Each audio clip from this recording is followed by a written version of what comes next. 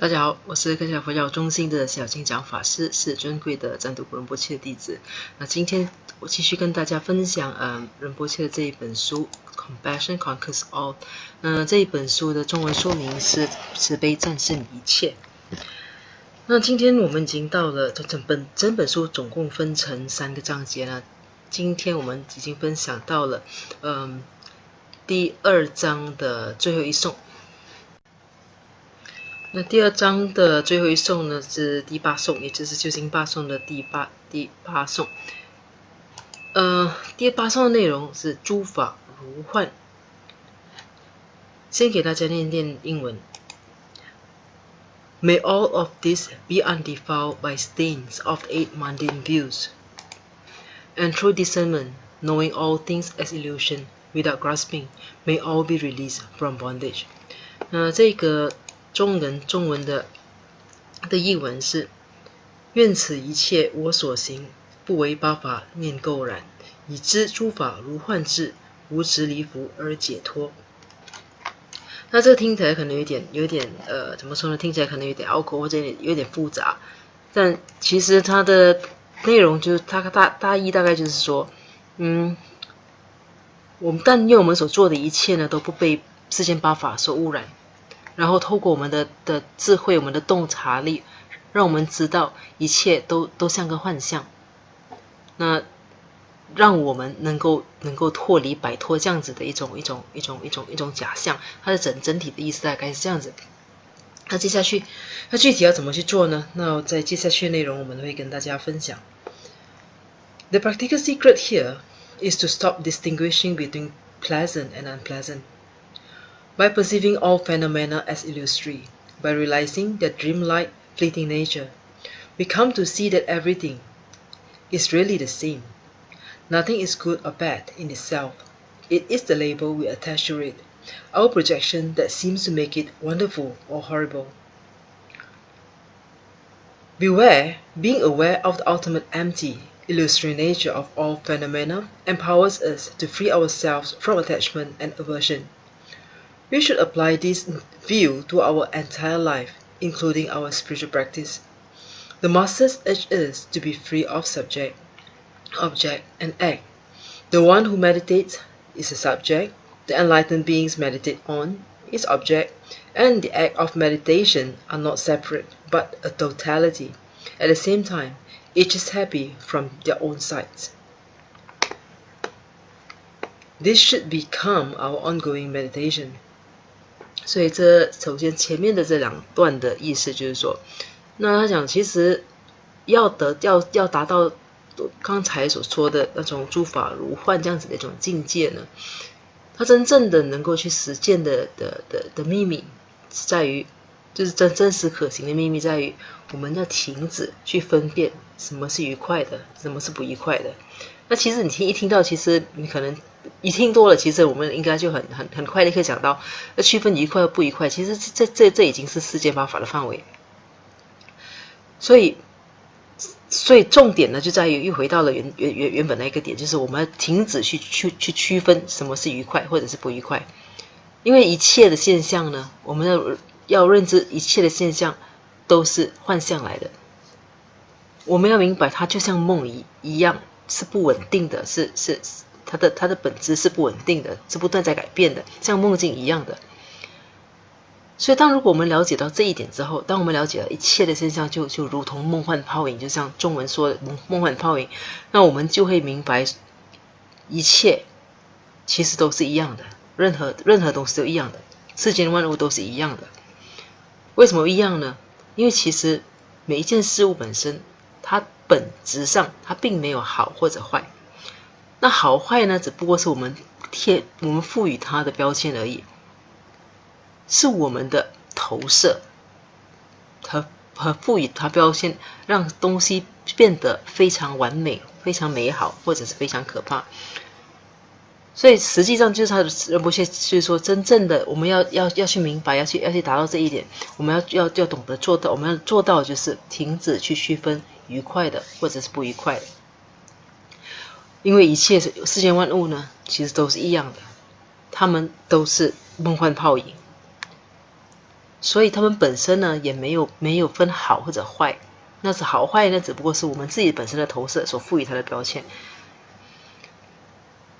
那当我们如果已经意识到，已经明白了一切事物的一种属于幻象的一种本质，它的究竟它的本质呢是属于空的。如果我们明白到这一点，它能够让我们不再受到执着或者是厌恶的一种束缚。所以很多时候我们的痛苦来自于我们太执着于某一个东西，我们太爱一个东西，或者太讨厌一个东西，这两个极端都让我们痛苦。那为什么呢？太爱的东西你得不到，你痛苦；太讨厌的东西就不断的向你靠拢，你也感觉痛苦。所以如果我们已经明白了一切事物其实它本质都是虚幻的，都是空的。那如果我们明白了这一点的话呢，我们就不会受到我们的爱和恶的一种影响。那我们就从中能够解脱了。那我们就说，我们应该把这种想法、这种看法呢，就实践在我们整个生命里，包括我们的灵性修持。仁爱大师们呢，就督促我们不要受到主体、客体和行动的影响，就要从中解脱出来。那所谓的主体是什么东西呢？所谓主体就是那个正在禅修的人。那客体是什么？客体就是那个证悟者，就是禅修我们在静坐我们在禅修的时候，有一个禅修的对象，那一个也就是一个证悟者。所以这个客体呢就是证悟者。那行为是什么？行动是什么呢？行动就是那个禅修本身。所以这些大师们就敦促我们要摆脱这三件东西。要摆脱的意思就是说，不要把它们视为是不一样的，不要把它们视为是三个不同的东西，而要把它们看成是一个完整的一件事情。就是主体、客体和行动本身、行为本身，它是完整的，它是一致的，它是一体的。所以就是说，正在禅修那一个人，也就是你，或者是就是我们本身，我们禅修的对象是我们观想的对象。和行为这个禅修这个行为本身，它其实是一体的，它没有分别的。所以，而且呢，与此同时呢，这每一个东西，每一个主体或者客体或者是这个行为本身，它们每一个呢都是空的，它们都并不是实际存在的。所以这个呢是应该是我们不断的去冥想、去禅修的一个内容。Empty of inherent existence doesn't mean that nothing matters and we become indifferent to the pain and needs of others. It is no coincidence that 7 of 8 verses help us to relinquish self-grasping and self-cherishing tendencies by cultivating great compassion, relative bodhicitta, which leads to their complete dismantling through profound insight into the nature of reality, as described in this 8th and last verse, which points out wisdom or absolute bodhicitta. If we practice correctly, free from the extremes of eternalism and nihilism, the opposite of indifference happens. When grasping ceases and wisdom dawns, we become total availability. Non-dual love and compassion reveal themselves as natural expressions of the pristine clarity of this unconditioned awareness. Being finally free of agendas, therefore, directly seeing into the heart of each moment, life becomes an ongoing, elegantly flowing creative play and prayer in service of the great awakening of all beings without exception. 那这一段呢，就比较有点复杂，小复杂，要解释起来可能有点就是不那么容易。不过我在这里尝试给大家解释一下。他说，自性空这个概念，它并不意味着一切都不重要，也不是要我们对他人的痛苦和需要漠不关心。那很多人其实可以搞错，所以这个是第一点很关键的。自性空的意思，并不意味着一切都不重要，也不意味着我们应该对别人的需要和痛苦漠不关心。那说修心罢诵的前气诵，它让我们去怎么说呢？去排除了，去放弃了所有的我爱和我执，开始逐渐去培养出大慈悲。那也就是指的就是世俗菩提心的仪式。那修心八颂的前七颂，教我们培养出世俗菩提心。那这个世俗菩提心呢，它逐渐呢在导向一个怎么说呢？你就把我爱我执都完全的去除，然后呢，就开始对事物的一种真理的一种本质有一些深入的一个有洞见。那这个呢就是第八颂。第八颂指的就是究竟菩提心，也就是智慧。那如果说我们能够很好的修持它，如果我们能够就是不受到极端的看法的影响。所谓极端看法，就是一种就是相信一切事物都是永恒的，那另一种极端呢，就相信一切都是虚无的。那这两个，如果我们能够正确的修持，我们不执着于两个极端，就是一个是支持永恒，一个是认为一切都是虚无的。如果我们不执着于任何一方的话，那慢慢的呢，我们就会看到我们的我执呢，我们的执着呢，就慢慢的消失减少，然后智慧呢就会慢慢升起。那当这样子的一个情况，这样子的时刻到来的时候，我们就变成一个全然的一个存在。所以刚才他说，其实修心八颂前七颂讲让我们培养这些大慈悲心，来到第八颂讲到诸法如幻，这个其实并不是偶然的，它其实都是有铺排的。那我们首先要去了解，要去培养，要透过很多我们之前所解释过的前面七颂，就让我们能够逐渐的去想到利惠他人啊，想到放弃自己的需要啊，就是逐渐的放下我执。那来到最后一颂的时候呢，我们已经有了足够的基础呢，在最后一颂才怎么说呢？就会发展出一个智慧，那种就是洞察一切事物的本性为空的一种智慧。那前面的七颂偏向慈悲的那个是世俗菩提心。那到了最后一个，就是已经明白一切事物它的自性是空的。这样子的一个概念，如果我们对空性有了正确的理解过后呢，再加上菩提心呢，那个菩提心就是圣意菩提心，也就是最究竟的菩提心。当我们达到这一点的时候，那基本上我们就是一个全然的存在了。那没有分别的爱和慈悲呢，它变成是一种自然的一种表现。在这样子的一种情况下，当我们如果处于一种非常自然的一种清晰和觉醒的一种状态的时候，我们很自然的就能够展现出没有分别心的爱和慈悲。那我们会完全的没有隐匿层，所看到的每一刻呢，我们就会看到，就是会直接看到每一个瞬间，直接的就会看到每一个瞬间，所以整个生命就变成一个怎么说呢？进行的很优雅完美的一个进行式。那一切的众生对我们来讲都是一样的。所以这个是当我们已经觉悟了空性之后，在有了就是这个圣意菩提心之后，我们所能达到的境界，我们会看到生命，我们看到的生命呢，它其实是每一个瞬间组成的，我们看得很清楚，很清晰的看到它是每一个瞬间组成的。那而且呢，我们会对每一个人会很自然的升起没有条件的慈悲心，也没有分别心。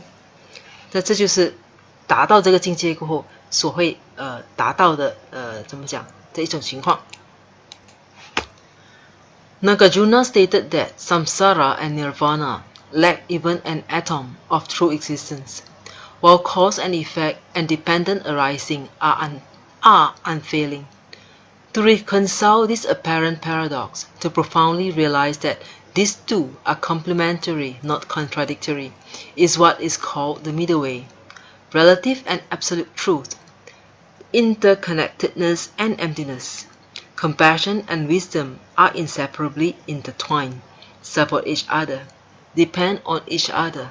Truth is one, as J. Tsongkhapa has made visible with brilliant, wonderful clarity. 那这一段说的是龙树菩萨说，他讲在娑婆和涅槃没有，甚至连一个真实存在的原子都没有，而因和果呢，以及就是缘起呢，却是真实的，却是不停在发生的。因果和缘起就是缘起性空，或者是相互依存的一种缘起。那这个概念呢，听起来好像有一点矛盾，但其实你真正深入去了解的话呢，它其实这两个其实是互补的，是没有半点矛盾的。这样子的一种理论，这样子的概念呢，在佛教里就称为就称为叫中观，就是龙树菩萨最出名的一个见解，就是中观。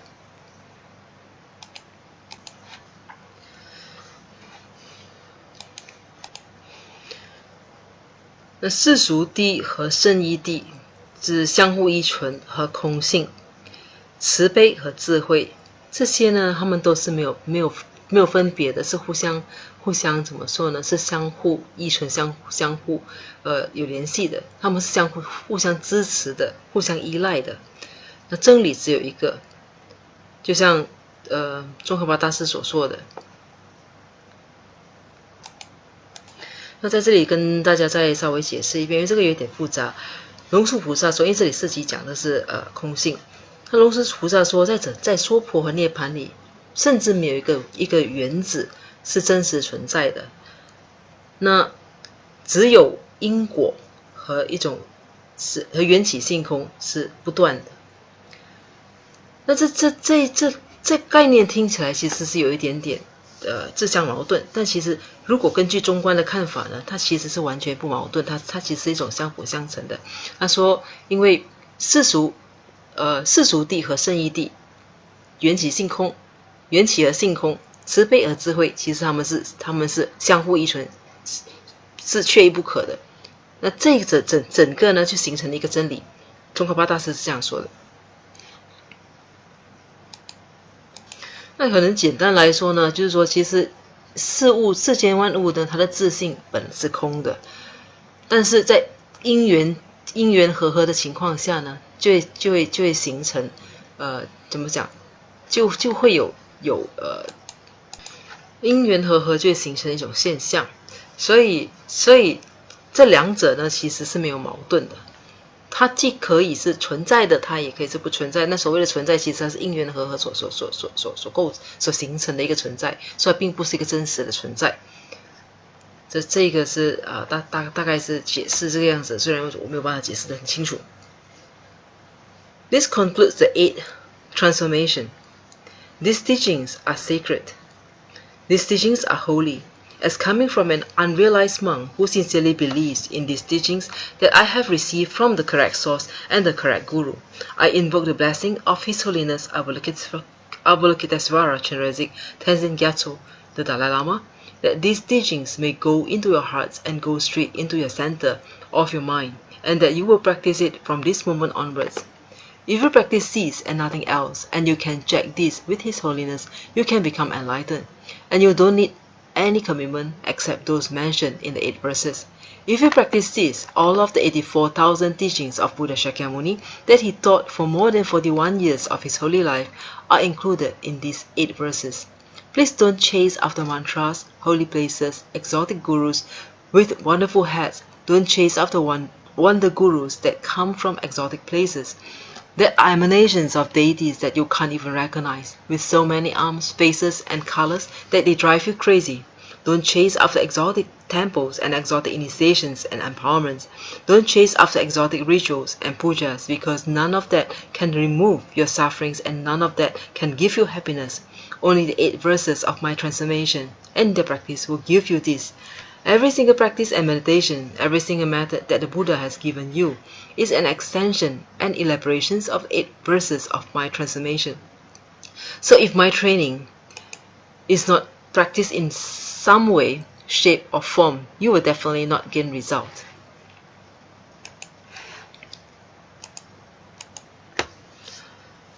那说到这里呢，就是说他已经把修心八颂都介绍完了。那仁波切说这些教诲呢是非常神圣的。他因为他来自一个怎么说呢？他说这来自一个尚未觉悟的一个圣人，但是却完全相信这个教诲的一个圣人。我再重新说一遍，其实在这里呢，仁波切其实是很谦虚的。他说这些教诲，他作为一个还未证悟的一个圣人，但是他却深深相信这些教诲能够给大家带来好处。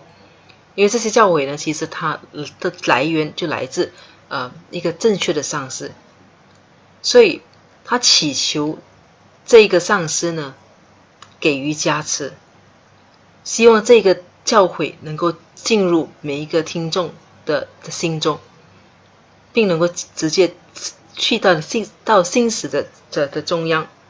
那希望这些教诲呢，你能够好好去修持，从这一刻开始好好的修持这些教诲。那这里解释的有点乱，因为这个翻译是有点长。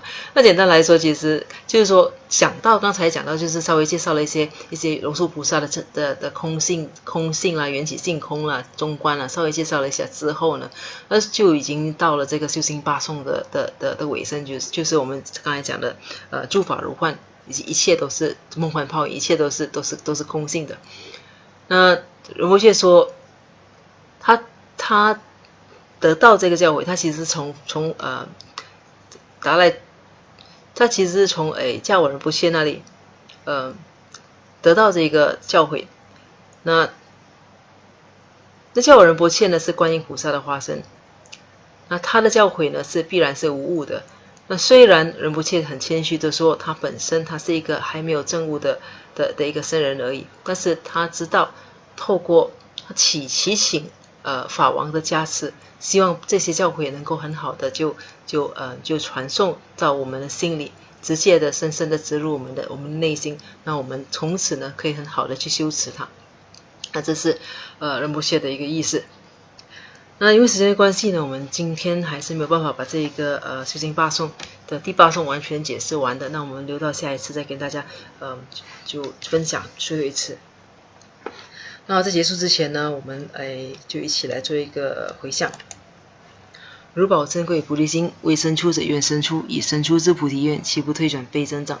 如宝珍贵之空性，未生出者愿生出，已生出之空性宝，岂不退转非增长？愿此修一切功德，利益所有众生诸法弘，显明至尊上品名称是，说是佛法信要诸圣教。唯愿世世不离真上师，唯愿随时享有圣正法，并于地道功德圆满后，迅速证得金刚持果位。愿我趁此善根力，速即成就上师佛，一切众生尽无余，悉令安置师佛地。愿以弘扬中喀巴华王正法理则记，直系障碍之征兆，一切顺缘悉圆满。我及他人之三世，以此相属二之意，祈愿善慧名称佛，教法永驻，圣增长。愿昼吉祥，夜吉祥，昼夜60恒吉祥，一切世中皆吉祥，唯愿三宝常摄受。至尊上师身受永稳固，妙善法业普及遍十方，上回教法聚光照三域，众生未尽其性恒常住。那好，我们这一期分享到这里结束，我们下期再见，谢谢大家。